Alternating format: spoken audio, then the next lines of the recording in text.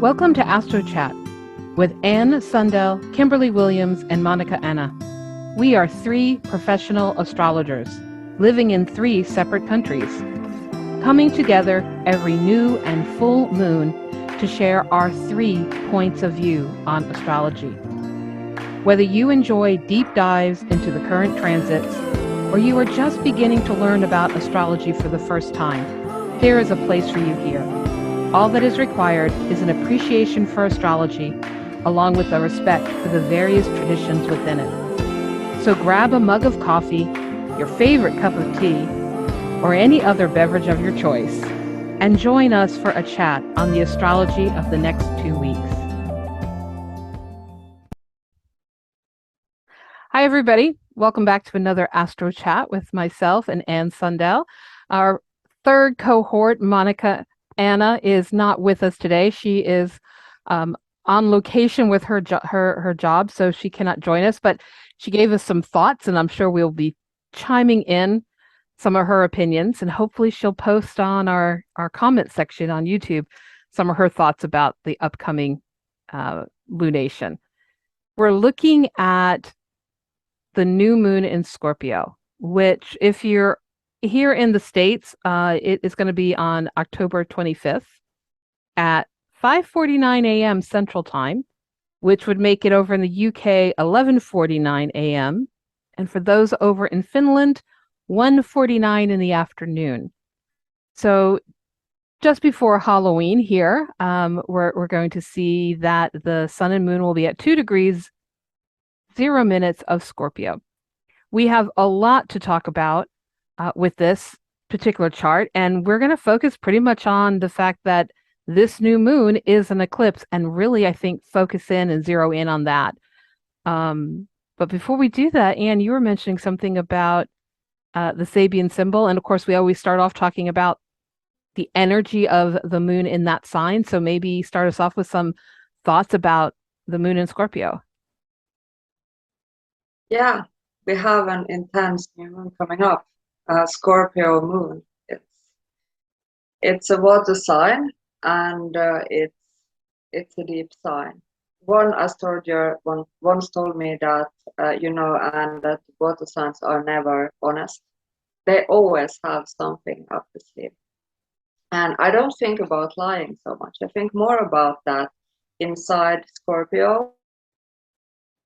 There's so many layers, there's so much emotion going on, and a lot of it is not seen outside. It's just an ongoing process. And even if this is a new moon, the new moon is the new start. It's a new beginning. Still, when it's in Scorpio, and still when it's close with the South Node, I feel that it's like a new beginning and an ending, releasing at the same time. So it's kind of, we have to look at all these emotions, all these old memories, maybe before we can move on with this moon. But Scorpio moon is really mysterious. I think it's kind of, it suits Halloween. It really suits Halloween, yeah.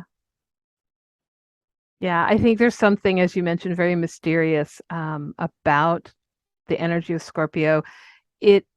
For me, it's very associated with the occult, with those mysteries that are hidden, that are beyond, we can feel them and we understand them and we know them, but it's not about the realm of our mind learning. It's more about that intuition, that knowing, and that depth of emotion. I always think about Scorpio being, fixed water, and how it's like an iceberg, and all we can see is that little bit at the top that may be beautiful in itself, but there's so much below the surface at work, motivating us. And because of those layers that you were referring to, I feel like whenever Scorpio's in play, there's an element or an energy of, there's an opportunity to transform. And I know transformation is a word that gets overused a lot, especially with Pluto and with Scorpio by astrologers, but really there's this opportunity for deep transformative energy to happen if we're not scared off, if we're willing to do that deep dive. Yeah, when I was looking at the Sabian symbol for this moon, I thought it was really interesting also because of the planets that are close by. When I looked, the phrase goes like this: a delicate bottle of perfume lies broken, releasing its fragrance. And we have Venus really beside the moon. So the, the beauty that you also talked about, I think about the Venus and Scorpio too being involved in this new moon. And also, think that relationships are involved. I think that love is involved. I think that values are involved in this new moon. And also the possibility to move, to go the new way, but still you need to work through those emotions and go through those memories and see what you need to leave behind and release before you can go on in a new direction. So yeah, there's kind of mixed messages here somehow. Yeah. And sometimes I think it can take a situation that is um, fraught with danger or fear or survival, or at least the illusion of those things, to motivate us to actually think about what I need to let go of or what I need to release. I mean, I love that Sabian symbol. Sometimes that delicate bottle has to break before we can release what we've been holding on to. And so, yeah, I'm hoping for me that this is a time where I get to release a lot of fear. Because as I looked, as we mentioned earlier, when I was looking at this chart, it was filling me with a bit of fear and dread as I kept focusing on the what could go wrong versus the what could also go right kind of aspect. Shall we dive in and unpack it? Yeah, there's a lot of different ways this can go play out. So yeah, let's do that. So Where do you want to start? let's start off with the eclipse. I mean, that's the I think out of everything, that's the big what is looming in our sights, right? Is the fact that we've got this eclipse happening at 2 degrees of Scorpio. And the Scorpio Taurus eclipse season, just to recoup or go back for those who maybe haven't been tracking this cycle, we're looking at back in the holidays, November of last year, 2021, we had our first eclipse in years in Taurus. And then more recently, we had the back in the spring in April, May, we had the Taurus and the Scorpio eclipse. And now here we are again. And as you were mentioning, eclipses are either lunar or solar, right? Depending on what's happening. And this is going to be our last solar eclipse in Scorpio, although we'll see next year in May, right? The last eclipse in this cycle, a lunar eclipse in Scorpio. So maybe let's start by just kind of breaking out what the fact that it's a solar eclipse means. I think the solar eclipses are the ones that are more visible also because they are concrete happenings. I mean, when this is the last solar eclipse for people, it might give us the last real changes that will be happening before we are moving on to the next signs with the nodes too. So I think that solar is more like in the outer world. It things that happen there that affect us or that we can really like grasp in another way than the lunar will give us the possibility to do. And with solar eclipse, I also think that the sun is our vital energy. It's also about our health. It's about how energized we feel, and we have another player here also contribute to that there might be a feeling of changes in energy level with this eclipse too. So Yeah, it's important to pay attention. definitely. And I agree totally. It's so much about what's happening outside of us in our outer world, in our environment. So I think for folks, if they, know their birth chart, go back and look and see where is Scorpio in your natal chart? What house or houses are affected by that? Because this is going to be so key in illuminating what are the areas of life where you can expect the proverbial shit to hit the fan as it were, or changes to happen, or something that's pulling us into some type of power play or depth, or just generalized fears that, what is coming up from those depths to the surface. I think that's the big thing for me when the solar eclipse is in Scorpio every 8 years or so comes around. It's often the whatever's at the bottom of that iceberg, it's rising up and now I see it. It's not buried anymore. It's coming up. And so I must face it and work my way through it. Yeah, like the solar eclipse is like putting a light on in that house. It's going to be in your chart. And the new aspects it's going to make to your planets in your chart might also be new opportunities for you to use that solar energy. So it might be good to also check out what kind of angles it's activating in your chart. Yeah, yeah.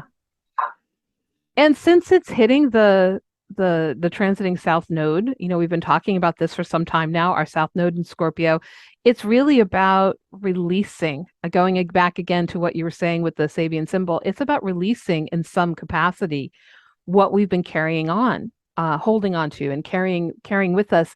And so I think there's also a lot of what is the fear? And with new moons, I find new moons are often just in general a time of kind of the unconscious, and yet with a solar eclipse it's very much about what I consciously see happening in the world out of me. So there's an interesting mirroring effect going on here about perhaps what it is I'm afraid of deep down inside, it may actually be happening outside around me. Like I'm afraid that the sky will fall or the shoe will drop. Sometimes that shoe drops and we realize I'm still here. I thought that if I got laid off, or if I had an honest conversation, or if I dealt with a relationship issue, or if fill in the blank, I would die. Life would be over. But lo and behold, the worst comes and I'm still here. And I'm not saying that that has to be the outcome for everybody, but I kind of see the potentiality for that with this particular eclipse. Yeah, through your fears and see that you survive them.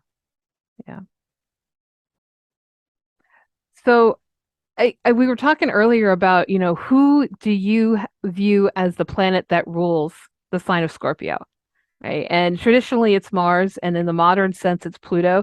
So maybe we could look at what Mars and Pluto are doing and just talk about, how each of those energies as a ruler, what they might be bringing into play. You want to start with Pluto? Yeah, well, we have Pluto that is trying to go direct here. So it's a changing direction, but it takes some time because it's so slow. So with Pluto, I think about that Scorpio energy with Sun, Moon, Venus, and the South Node. It's energy that is beneath the surface. It's not so direct. So I think with Pluto, it might be more about going underground, having those feelings and transforming them, but also that it might not be so easy to show it directly, to get it like out in the world. So I think from my perspective, I go with the modern rulers. So I think that Pluto is the ruler of Venus in Scorpio. So I work with that more in that way. But still, we have stressful aspects. So it might not be the most smooth ride with that one either. We need to also maybe face our psychological a bit more and try to maybe be more direct with what we want and not be prone to bury it so much. Yeah. It's also making a square to that Mercury. Pluto at 26 Capricorn makes a square to Mercury at 22 Libra. And there's something to me about when we get the squares in those cardinal signs, there's something about what is the action you're going to take. And I think here the action is a lot about what I'm going to say. It's about being verbal. It's about getting it out. Or who are the people I'm going to partner up with, and we're going to, take a stand together or speak our truth together. We've talked a lot as Pluto's been going back and forth, direct and retrograde, through these last degrees of Capricorn, about there's a push to speak truth to power, especially in terms of the institutions in our world, the things that are set up, the structures that are there. So I kind of feel like this is that push as well. Maybe I'm afraid to speak my truth on social media because I'm going to have people get upset and go viral. Maybe I'm, afraid to join a march. Maybe I'm afraid to say I don't want to be dealing with the bigger problems of the world. I want to be taking care of, me and mine. Maybe there's something with relationship, but it feels like there's a push of we can't just ignore. For those that work with any kind of tarot, I keep thinking about the Tower card and how sometimes it pushes us to, as things start falling apart or falling down in the world around us, we actually have to look at, what is it that we want? And the card that follows it is the Star. So it's like sometimes the pressure we're in, as tough as that can be, it leads us to that better place. And I feel like here there's something about, what are you going to say? What are you going to communicate? What are you thinking? What is going on with how we change the hardwiring in our neural net, in our mind, so that we are going forward and taking action, moving forward in maybe a different, transformed kind of way? Absolutely. And we still have support from a grounded earth sign, and Libra, that's trying to see all sides of the situation. So I mean, it's good to try to work with those energies, even they are in square, but it might be the push that we need to get the courage to speak up. Yeah. The courage to speak up, to kind of face that, whatever the fallout from speaking up might be. If people work with asteroids at all, I was mentioning to you earlier, I kind of like to track. I work with some of the asteroids. I'm still learning about them, so not all, but I've been tracking Eris a lot, and she's so active in this chart. If we were to plug Eris in, she would be right here after Chiron. She is currently, for this lunation, going to be at 24 degrees of Aries. So if we bring her in, she actually is making a T-square. She's opposite Mercury, squaring that Pluto. And so I feel as if it's like we can do everything in our power to avoid the catastrophe we imagine, all right, or foresee. And yet, no matter how much we avoid it, it's like an ancient Greek play. Our attempts to avoid it only bring it about. Eris is there. It may not be that I'm going to speak out because I believe, but somebody else through that for those who don't know the myth of Eris, she was before the Trojan War happened.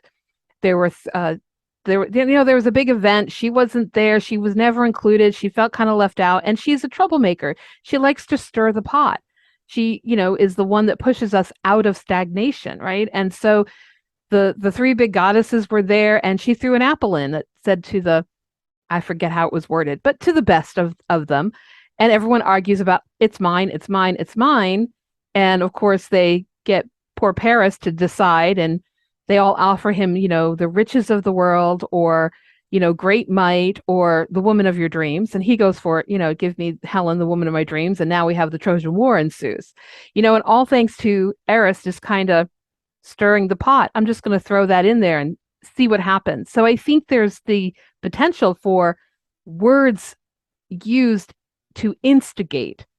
And the tinder has already been set. We've been going through the last few months in our public world, in our global world, in our private world. There's a lot happening right now, and there's a lot of emotion. And I think there's been a lot of people trying to hold back letting all of that out. And so it's almost like somebody has built the perfect tinder for a fire, and all it's going to take is a spark.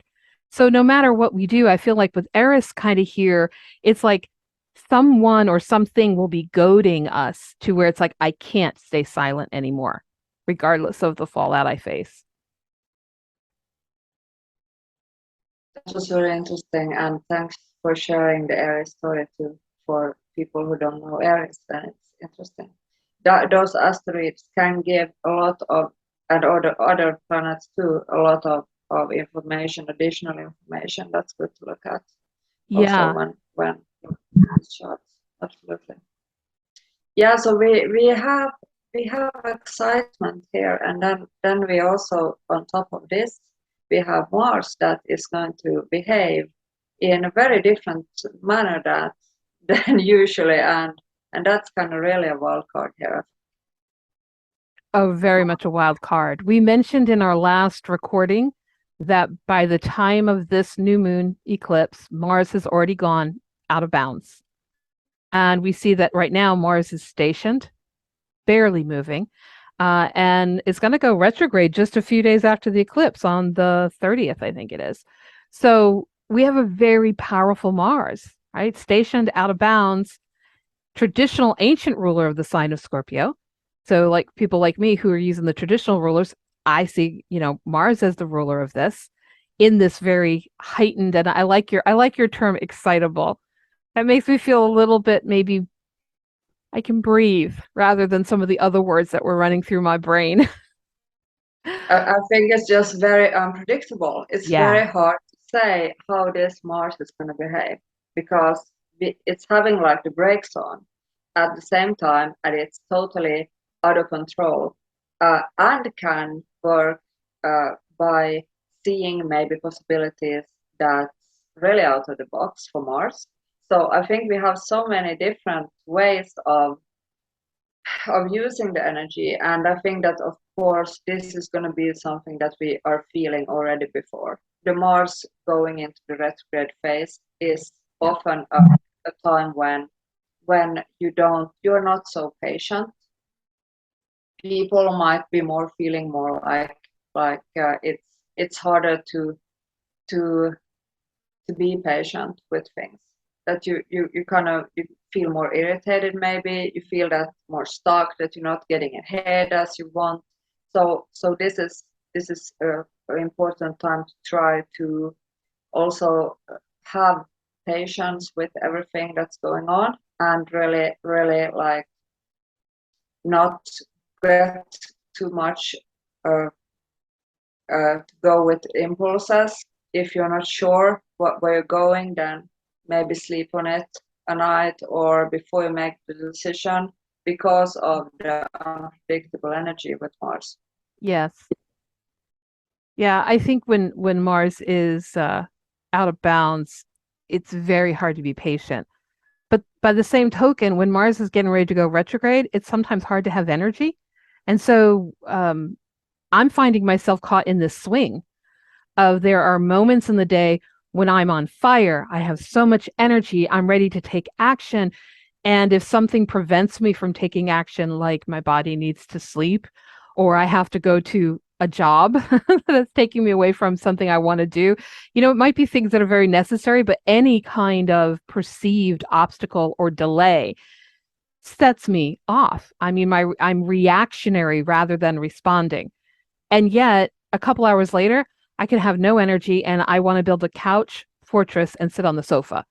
And a few hours later, I'm back. So that swing, that almost being caught up in the polarity of Gemini, of I want my cake and I want to eat it too. I have energy, I don't have energy.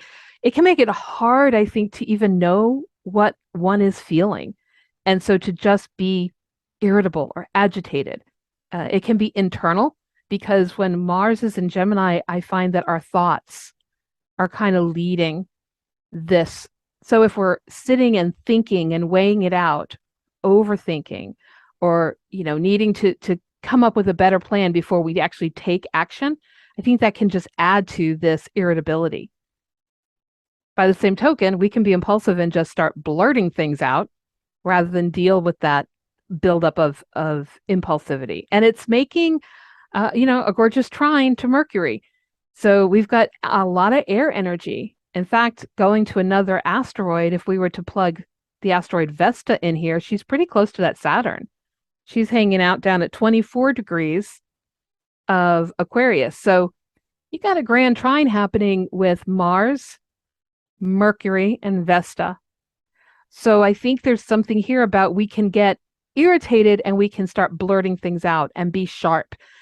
be cross, be maybe, pushing people's buttons or feeling our buttons pushed. Or maybe we can think about doing that out of the bounds thing of what do I really want to focus on? I think here, if we can focus our mind, if we can think about what I'm dedicating to for this hour or this day or this week, what are the actions I want to take? How can my words support what I'm focused on? It might allow us to have that mental shift to use our words with a little more Saturnian wisdom. I think with the out of bounds, one of the positive things that can happen is, they call it the place of genius because planets can be erratic and different. So, however one normally responds with taking action or inaction or whatever our personal internal hangups are with it, we might actually step out into the world and do it differently. This could be a great opportunity to suddenly embrace, I'm going to be, my inner warrior is going to come out and be my external warrior and see what that looks like. That sounds like a good plan. That is my tenuous thread of hope about how we might move some of this energy in positive directions rather than getting sucked into the energy. And I think the energy is not just only what's in our own mind, but that collective energy. I think here with Venus being pulled into the eclipse, with Mercury making some aspects to both the modern and the traditional rulers, I kind of feel like maybe we need to not be doing so much alone.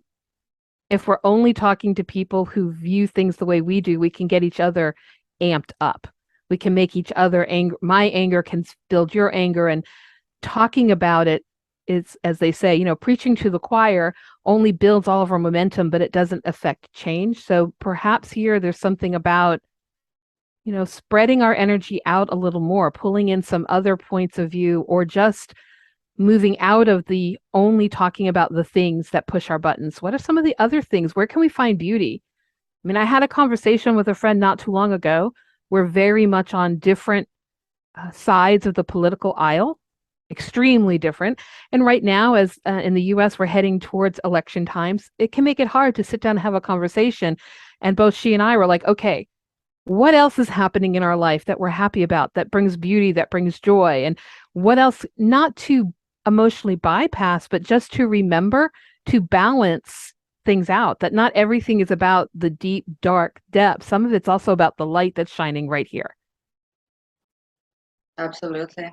And also to try to stay open-minded.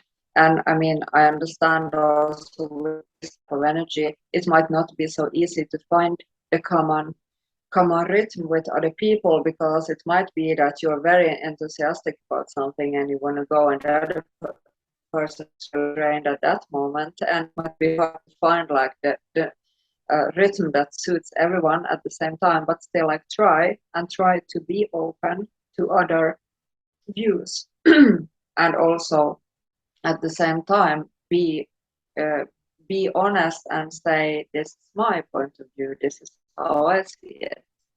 So Yes. you also feel that your kind of point ahead. You're speaking about fire. We have a little tiny bit of fire in this chart. We have Jupiter in Aries. And not just any old Aries, right? 0 Aries. So it's at that Aries point, which is kind of powerful. We saw Jupiter there back in the middle of May. And we'll see, since Jupiter's retrograding, we'll see when Jupiter goes direct that it'll be here at that 0 degrees again on Yule on December 21st. So there could be some connection between these dates. And of course, these dates also tie in loosely with eclipse seasons. So kind of interesting. Again, that Aries energy of what am I going to do? What action am I going to take? It's, what is that saying? Actions speak louder than words might be a motto that erupts through the chart here. Absolutely. That's a really good way of saying it. Yeah.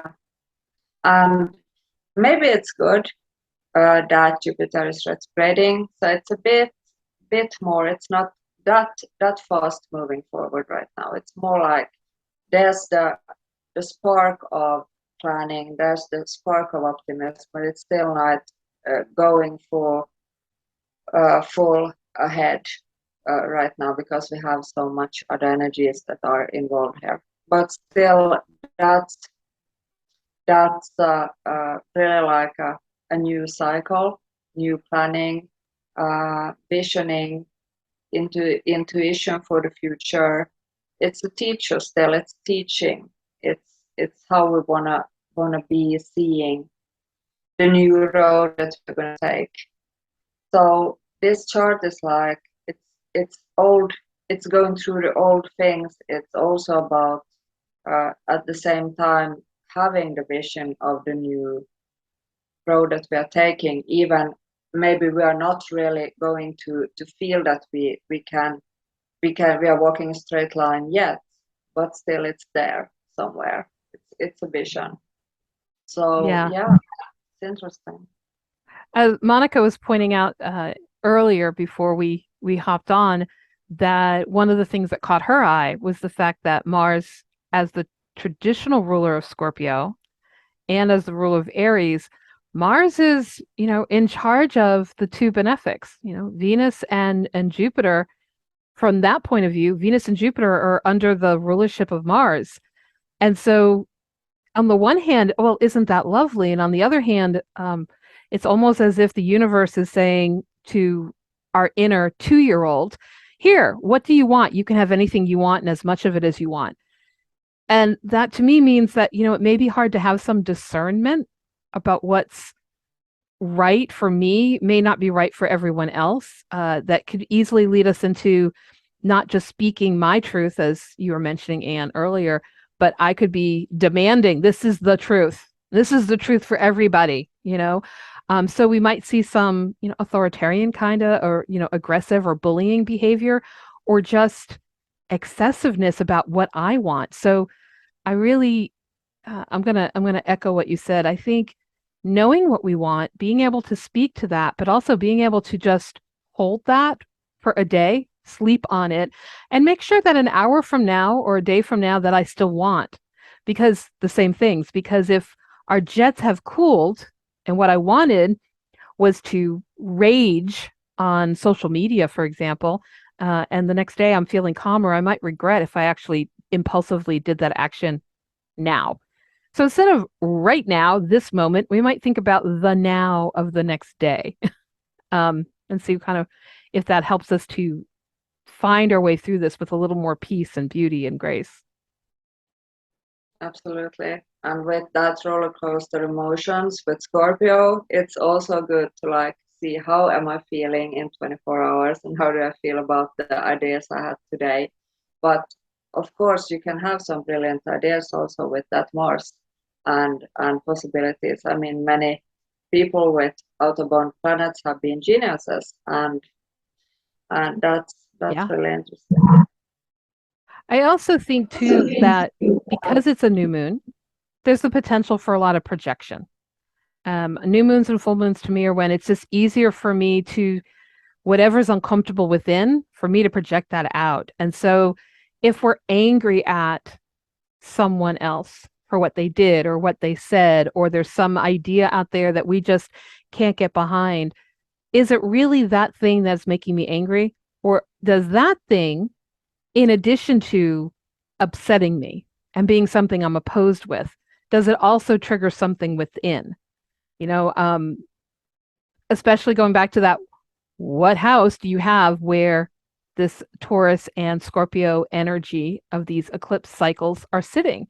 So it might be really easy to project that I'm angry at, if it's in your 6th house, I'm angry at a coworker, I'm angry at my boss because they're doing something. But the truth is, I'm angry at myself for doing that thing or not doing that thing, or what is the action that has not happened? Because I think a lot of this is about making us pay attention and become more conscious and bringing that depth up to what is it I need to say and what is it I need to do and what is the balance there, right? That hasn't happened. So it's infuriating.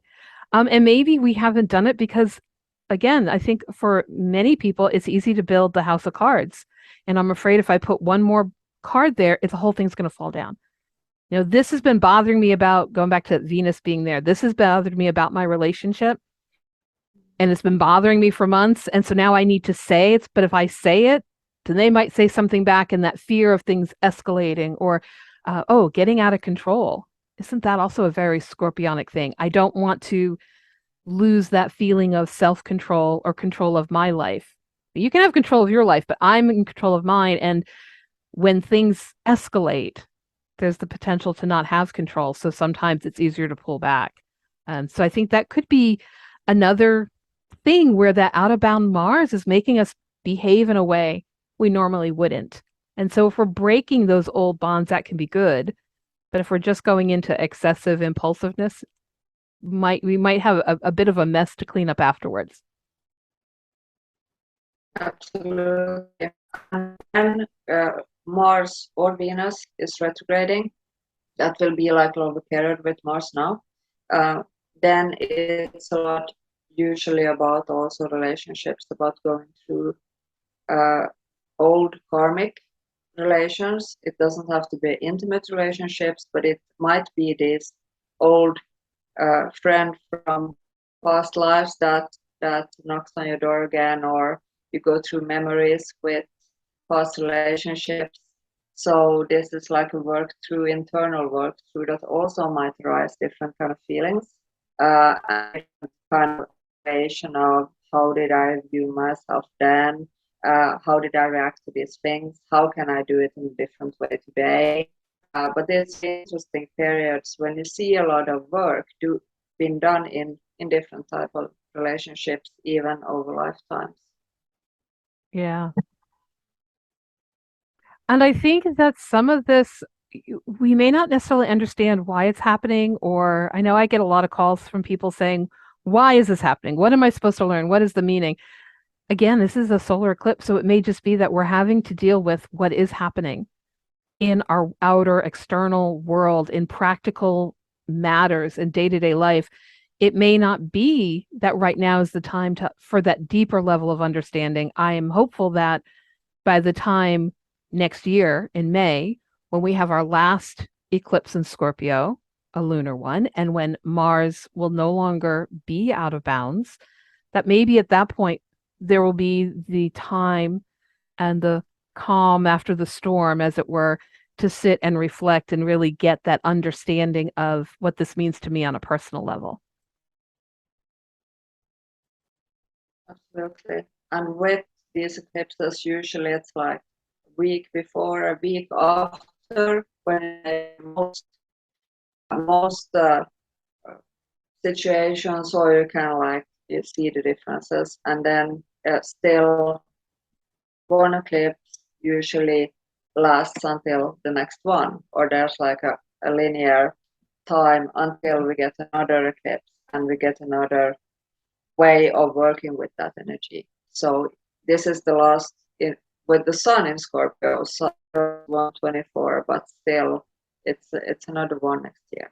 So we have a possibility then to go through the inner work with this, ending this eclipse season in Scorpio and Taurus.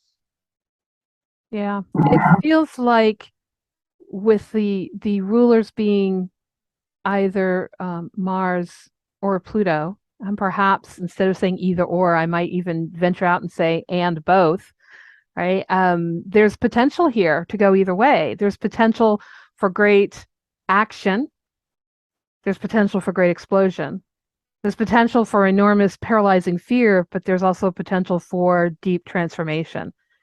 I'm hoping that for most of us, we're taking the approach that's going to lead us to something better. And going back to your Sabian symbol, that that the breaking that we're feeling right now is allowing this beautiful perfume aroma to emerge and come forward. But on a global scale, even though that's not where we usually focus, we're usually doing more natal type astrology work.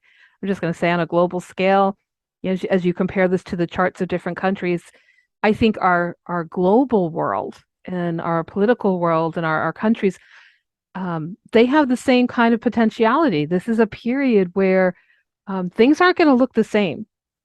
when we get on the other side of these two eclipses. Our world is going to be changed and different in either we're moving forward with a new path, a new action, or we are having to respond to the overly reactionary behaviors that happened, one or the other. It's hard for me to imagine that not something large is emerging or erupting.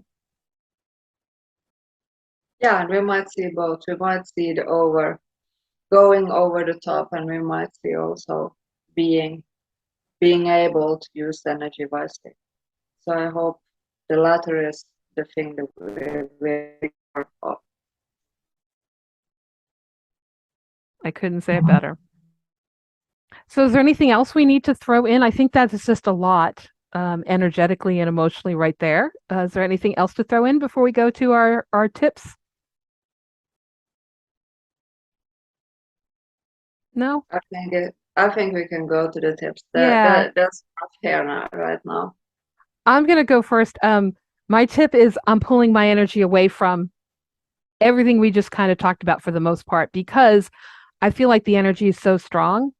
I'm gonna be pulled in, and I'm gonna be riding that wave regardless. So, you know, best of luck in making some time for myself, like I do every new moon will definitely, happen, but I'm riding it. What I want to do is focus on that Jupiter in Aries, that that point of what is it that I need to begin? Where do I need to begin anew? Maybe I need to begin again. Maybe I need to begin and start something that's totally new. And because it's Jupiter, who can guide me? Who or what? Thinking about with this new moon, just opening up to where do I begin? What is that first next step? And then seeking that guidance. It may be a mentor, it may be a teacher, it could be a particular philosophy or path. But in other words, instead of going through all of this and feeling that sense of I'm alone, or I'm united with the people who believe like me and we get each other all riled up, okay, how about I go through this and I'm not alone? I have some type of someone or something I can lean on and rely on to show me how to do what I'm now inspired to do. So that's, I think, not only on this new moon, but for the 2 weeks that follow, I think that's where I'll be putting a lot of my energy and my thought and my consciousness is, seeking out the guidance that's going to support me through this. That sounds like great advice. I'm also moving a bit out of what we just talked about, and I would like you to check out your chart if you have got out-of-bound planets. And an out-of-bound planet is a planet which declination is over 23, 26 degrees. So you can go to your tables and check out if you have a planet that's out of bounds in your birth chart. And with that planet, you can maybe have a possibility to use it in a different way and think about how that planet plays out in your life. You can also check with progressions when a planet is going out of bounds during your lifetime. So even if you don't have it in your birth chart, you might have periods in your life when a planet is out of bounds. So this might be an interesting thing to look at. That's really interesting. I don't know why, but I have not thought about doing that. And now that you say it, I'm adding that to my to-do list for this lunation. All right. And please tell us what's happening and how you are experience the solar eclipse and what you feel about eclipses in general. And it's wonderful to hear from you. It would be wonderful to hear how everyone is experiencing this eclipse and navigating their way through, because it's not our first Scorpio solar eclipse rodeo, and it certainly won't be our last.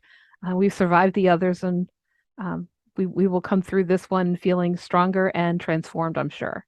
So look forward to hearing in the comments what's happening, and we'll do my best, as I'm sure my cohorts here will, to let y'all know what we're dealing with and see if we can't get some discussion going. We'll see you again in 2 weeks to talk about the following full moon eclipse. Take care, everybody. Take care. Thank you for listening. Bye. Thank you for joining us in this week's AstroChat. We hope that you enjoyed the discussion and would love to hear about anything that resonated with you. Keep the conversation going by posting shareable content on our Instagram, Facebook, or YouTube pages. You can also email us at astrochatpodcast@gmail.com. AstroChat is uploaded every 2 weeks on the Saturday before each new and full moon. Look for us on your favorite podcast platform as well as on YouTube. You can support AstroChat and receive exclusive content by donating on our Patreon page. We look forward to chatting with you all again at the next lunation of the moon.